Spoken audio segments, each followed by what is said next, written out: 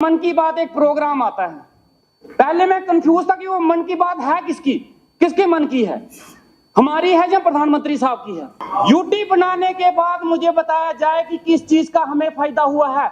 हाँ, मानता हूं एक चीज, रोड के बारे में ये बात करते हैं, बोलते हैं हमने रोड बनवाए, ये बोलते हैं श्रीनगर में हमने मिलिटेंसी कम की, तो ड्रग्स किसने बढ़ाया, बेरोजगारी किसने बढ़ाई, यहाँ पे जो दंगे फसाद हुए वो किसने करवाए, वो भी तो फिर उसकी भी तो हिम्मत रखिए ना बोलने की कि वो भी सरकार हमारी थी उस समय। अच्छी बात आएगी तो बोलेंगे हमारी सरकार है, जब बुरी बात आएगी तो बोलेंगे जनाब ये कोई और ही कर गया। आज हम इस चीज को, मैं तो इस चीज को नजरअंदाज नहीं करूंगा कि कोई भी आदमी हमारे जम्मू कश्मीर को लूट के पाकिस्तान ले जाए, दिल्ली ले जाए या फिर यूपी ले जाए और हम चुपचाप देखते रहे। यहाँ पे लोग बाहर से जब यहाँ पे काम करने के लिए आते हैं ना जनाब, उनको देखना सुखड़े हुए बुरी हालत, और जब यहाँ से जाते हैं ना ऐसे फिटे हुए होते हैं, क्या हालत, उनके चेहरे भी लाल हो जाते हैं। इलेक्शन से 28 दिन पहले मेरा सियासी कैरियर शुरू हुआ। जब तक सियासत समझ आती तब तक मैं इलेक्शन जीत चुका था, और इसमें मैं शुक्रिया अदा करूंगा अपने सहयोगी पार्टी का जिन्होंने मुझे यहाँ तक पहुंचाया है। एक बड़ा मजेदार किस्सा है, रिजल्ट निकलने से कुछ देर पहले मैं जब कॉलेज गया था जहाँ पे अकाउंटिंग होनी थी, हमारे सीनियर पॉलिटिशियन चौधरी लाल सिंह जी मुझे मिले। उन्होंने मुझसे एक सवाल पूछा कि इससे पहले क्या करते थे। मैंने कहा NRHM में था। कहते परमानेंट जॉब थी या कॉन्ट्रैक्चुअल। मैंने कहा सर कॉन्ट्रैक्चुअल। कहता शुक्र करो उनको जिन्होंने आपको परमानेंट जॉब तो दिला दी। तो मैं शुक्रिया अदा करता हूँ, आपकी वजह से यहाँ पहुंचा हूँ। बनी सर बड़ा पिछड़ा इलाका है, आज यहाँ पे बहुत सी बातें हो रही हैं, हिसाब किताब लिया जा रहा है, सरकार से जवाब मांगे जा रहे हैं। बड़ा अच्छा है, होना चाहिए, जवाबदेही तय होनी चाहिए और सरकार की जवाबदेही होनी चाहिए। लेकिन क्या जवाबदेही इस 4 या 5 महीने की ही होनी चाहिए या पिछले 10 साल की भी होनी चाहिए? जो 10 साल में हमारे जम्मू कश्मीर को लूटा गया एक यूटी बना के, उसकी जवाबदेही कौन देगा?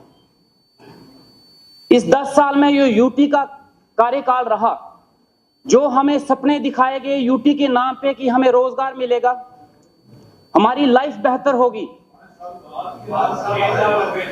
चलो जितने भी हो गए, आप मेरे से सीनियर हो, बहुत बहुत शुक्रिया जनाब, बहुत बहुत शुक्रिया बताने के लिए। 2 साल छोड़ दे, 2 साल भी उसमें इंक्लूड करके आप बता देना उसमें भी आपने क्या क्या कर दिया है। उसमें भी कोई झंडे नहीं गड़े हैं, उसमें भी वही हालत रही है। हाँ, मैं 10 साल का हिसाब मांगूंगा, उस 10 साल में मैं जो पूछूंगा बता देना उसमें आपके कितना कितना कार्यकाल रहा है। इस यूटी के दौरान हमें बोला गया कि आपको रोजगार मिलेंगे, हमारे रिसोर्सेज सेव किए जाएंगे, हमें एक नया जम्मू कश्मीर दिया जाएगा। लेकिन इस यूटी के दौरान जो हमारे यहाँ पे माइनिंग के नाम पे लूट मार की गई, उसकी जवाबदेही कौन करेगा? उसकी जवाबदेही भी तय होनी चाहिए। हमारे रिसोर्सेज लूटे गए, यहाँ से रेत और बजरी लूट के बाहर भेजी गई, यहाँ पे लूट मार हुई, उसकी जवाबदेही कौन देगा? इस यूटी के दौरान बोला गया कि बच्चों को रोजगार दिया जाएगा और जम्मू कश्मीर पहली बार बेरोजगारी में नंबर 1 आया, और उसकी जवाबदेही कौन तय करेगा? इस यूटी में बोला गया कि क्राइम रेट 0 होगा, लेकिन जितनी चेन स्नैचिंग मर्डर्स इस टाइम में जम्मू के बीच में हुए, शायद इससे पहले कोई कभी नहीं हुए, और इसकी जवाबदेही कौन तय करेगा? इस यूटी के दौरान बोला गया कि हेल्थ फैसिलिटीज को बढ़ाया जाएगा, लेकिन आज भी जाइए गांव में सारे हॉस्पिटल्स खाली हैं। मेरे बनी के 2 PSCs हैं जहां आज तक डॉक्टर नहीं पहुंचे, वो 3 महीने की कार्यकर्ती नहीं है, ये पिछले कई सालों से है। उसकी जवाबदेही कौन तय करेगा? आज हम 3 महीने का हिसाब तो मांगेंगे, लेकिन मुझे उस यूटी का भी हिसाब चाहिए, और वो देगा कौन? आज हम इस चीज को, मैं तो इस चीज को नजरअंदाज नहीं करूंगा कि कोई भी आदमी हमारे जम्मू कश्मीर को लूट के पाकिस्तान ले जाए, दिल्ली ले जाए या फिर यूपी ले जाए और हम चुपचाप देखते रहे। यहाँ पे लोग बाहर से जब यहाँ पे काम करने के लिए आते हैं ना जनाब, उनको देखना सुखड़े हुए बुरी हालत, और जब यहाँ से जाते हैं ना ऐसे फिटे हुए होते हैं, क्या हालत, उनके चेहरे भी लाल हो जाते हैं। और हम लोग हम लोग जो पहले से अच्छे हंसते गट्टे थे, आज उनका वजन देखो 30-40 किलो पहुंच गया है।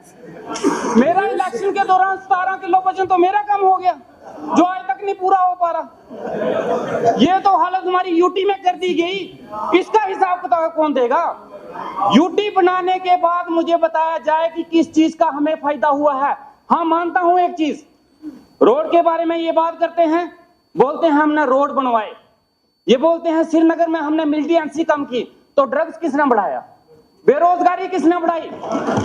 यहाँ पे जो दंगे फसाद हुए वो किसने करवाए?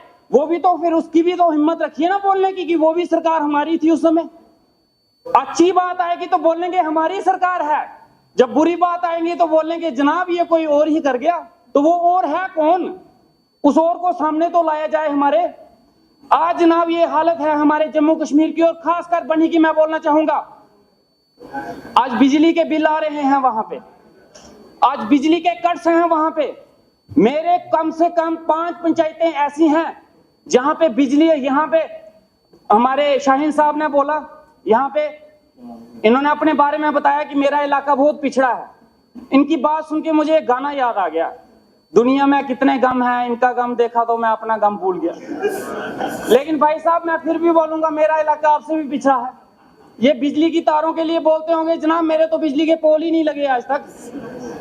हमारे 5 पंचायतें ऐसी हैं और वो 3 महीने में नहीं हुआ है, वो पिछले कई सालों से है जहां बिजली के पोल नहीं लगे आज तक। उन लोगों ने लकड़ी के खंबे लगाए, अपने पैसों से तारें खरीदी और लगा दी, और लाइनमैन पहुंच गया बिजली का बिल लेने। अब वो बिजली का बिल किस चीज के लिए दें? तार बिजली के डिपार्टमेंट ने नहीं दी, खंबे उन्होंने नहीं दिए, तो बिल किस बात का दिया जाए? जल शक्ति मिशन की बात हो रही है, ये 4 महीने पहले शुरू नहीं हुआ। जिसने शुरू किया, जिस टाइम पे शुरू हुआ, जवाबदेही उनकी होनी चाहिए। ये प्लान जब बने, जिन्होंने बनाई, जवाबदेही उनकी होनी चाहिए। इस यूटी के दौरान में एडमिनिस्ट्रेशन ने जिस हिसाब से काम किया है जम्मू कश्मीर में, जनाब मैं हाथ जोड़ता हूं, ये दिन दोबारा मत दिखाइए। इस दौरान हमारी बात तो छोड़ो जनाब, हम आम लोगों की बात तो छोड़ो, प्रधानमंत्री साहब की भी बात नहीं मानी गई, बिल्कुल नहीं मानी गई। हमारे एलजी साहब की भी नहीं सुनी गई। हमारे वहां इसका जवाब है, सवाल है, लेकिन मैं फिर से अभी बोल देता हूं। हमारे वहां एक लड़की ने गुहार की, छोटी सी बच्ची 5वीं में पढ़ने वाली, एक स्कूल की डिमांड कर बैठी और प्रधानमंत्री साहब के पास पहुंच गई। और मन की बात एक प्रोग्राम आता है। पहले मैं कंफ्यूज था कि वो मन की बात है किसकी, किसके मन की है, हमारी है या प्रधानमंत्री साहब की है। लेकिन उसके बाद पता चला कि मन की बात वो लोगों की सुनते हैं, अपनी ही नहीं करते हैं। उस लड़की की मन की बात सुनी गई। उसकी मन की बात सुनने के बाद प्रधानमंत्री साहब ने रिएक्ट किया कि ये स्कूल बनेगा, और उनकी बात सुनने के बाद एडमिनिस्ट्रेशन भागी, हाँ हम स्कूल बनाएंगे। 2 साल हो गए आज तक वो स्कूल नहीं बना। हमारे प्रधानमंत्री साहब की भी वो मन की बात एडमिनिस्ट्रेशन ने इग्नोर कर दी, तो आम लोगों की क्या हैसियत है जनाब? और भाई साहब इतने सालों से आपने क्या कर लिया, वो तो बता दो ना। आप बताइए ना आपने क्या कर दिया? उस स्कूल का एक कमरा ही बना देते। हमारी छोड़ो भैया, हमारी छोड़ो, इस प्रधान और भाई साहब मेरी बात सुनो, हमारी छोड़ो, प्रधानमंत्री साहब की इज्जत रखने के लिए कमरा बनवा देते। वो हम बनवाएंगे ना, बनवाएंगे जनाब, देखिएगा हमारे कार्यकाल में बनेगा, जरूर बनेगा, और अब बढ़िया बनेगा। इतना ही नहीं, हमारे वहां पे एक दरिया है, वहां पे स्कूल के बच्चे बह गए। एलजी साहब ने बोला कि 2 महीने के अंदर अंदर यहाँ पुल बनेगा, आज तक वो पुल भी नहीं बना। एलजी साहब की बात भी नहीं सुनी गई, तो जनाब हमारी बात तो की क्या औकात है, हमारा क्या सुना जाएगा? हमारा ये हाल था कि एनआरएचएम में रह के हमने डिमांड की थी एक बार, 3-4 महीने के लिए टर्मिनेट कर दिए गए थे। उस टर्मिनेशन की सैलरी भी नहीं मिली है। मैडम अगर हो सके तो प्लीज सैलरी रिलीज कर दीजिए, बहुत मेहरबानी होगी अगर आपकी सैलरी रिलीज हो जाए हमारी, तो प्लीज देखिएगा उसके बारे में। ये हालत हुई है। इस दौरान में जिसने बोलने की कोशिश की गई, उसकी डिमांड तो पूरी नहीं हुई है, लेकिन उसके ऊपर लाठीचार्ज जरूर हुआ है। अच्छा खासा लाठीचार्ज हुआ है, उसको बोलने का कोई हक नहीं था, कोई बोल नहीं सकता था। इस यूटी से हम ही परेशान नहीं है, परेशान ये भी हैं, लेकिन मजबूरी है, नहीं बोल सकते। समझ गए ना, मजबूरियां होती हैं, कुछ की नहीं बोल सकता इंसान, वो इनकी मजबूरी मैं समझता हूँ। यूं ही कोई बेवफा नहीं होता, कुछ तो मजबूरियां इनकी भी रही। तो चलो कोई बात नहीं, लेकिन मैं चाहता हूं कि स्टेट बने। और बड़े से मुद्दे हैं, जैसे एनआरएचएम का मुद्दा था, मैं एनआरएचएम से आया हूं, मैं चाहूंगा कि एनआरएचएम के ऊपर कोई पॉलिसी बनाई जाए। काफी देर से लोग जो हैं एनआरएचएम में लगे हुए हैं, लेकिन आज तक उनकी कोई जॉब पॉलिसी नहीं बनी है। आज भी वो लोग जॉब पॉलिसी के लिए तरस रहे हैं, और कुछ नहीं हो तो मैं चाहता हूं कि उनकी सैलरी बढ़ाई जाए। उसके बाद अभी एक बरसात हुई है जनाब, एक बरसात हुई है, हम पानी के लिए तरस रहे थे कि बरसात हो गई। अब मैं डरता हूं कि अगली बरसात ना हो जाए कहीं। एक बरसात में हमारे रोड्स के और जो पिछले रोड्स के काम चले हैं उनकी पोल खुल के आ गई है बाहर। एक भी रोड एक भी डंगा अपनी जगह पे नहीं है, सब बह गए हैं। अब मुझे फोन पे फोन आते हैं कि जनाब रोड खुलवाओ। अब मैं रोड खुलवाऊं कैसे? अब मुश्किल ये आ गई है कि अब रोड खुलवाने हैं। ये जो रोड के इतने इतने बड़े शोशे चल रहे थे ना, वो रोड ना अपनी जगह। और दूसरी बरसात में मुझे लगता है वो रोड का नामो निशान भी गुम हो जाए, वो सैटेलाइट से ढूंढना पड़ेगा यहाँ कोई रोड था भी या नहीं। इसके साथ ही ये हालत आज की हमारी कार्रवाई खत्म होती है। अब 5 मार्च बरोज बुधवार सुबह 10 बजे फिर इसी जगह मिलेंगे।